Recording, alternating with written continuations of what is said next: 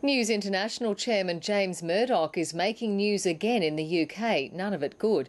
A former company lawyer has insisted that Rupert Murdoch's son knew that phone hacking was rife at the News of the World as far back as 3 years ago.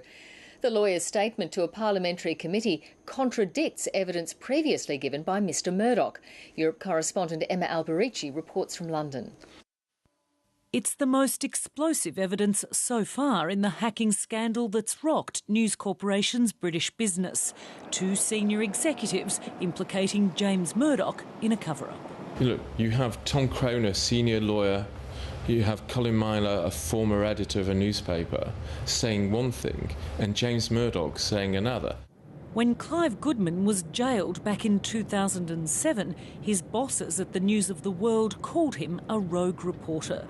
But almost all along, these 2 men, Colin Myler, the editor, and Tom Crone, the News International lawyer, knew otherwise.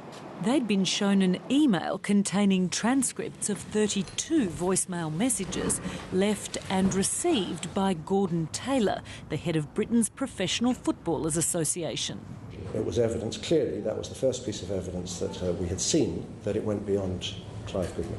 Crucially, the email was written by a junior reporter and was headed Transcript for Neville, referring to the newspaper's chief reporter, Neville Thurlbeck. It was the reason that we had to settle the case, and in order to settle the case, we had to explain the case to Mr Murdoch and get his authority to settle.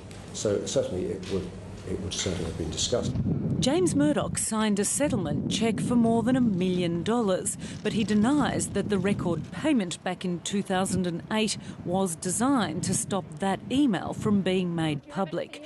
Mr Murdoch has stuck to that line, issuing this statement after today's hearing. As I said in my testimony, there was nothing discussed in the meeting that led me to believe that a further investigation was necessary. The parliamentary committee is now expected to recall James Murdoch to ask for an explanation about inconsistencies between his evidence and that of his former editor and top legal counsel.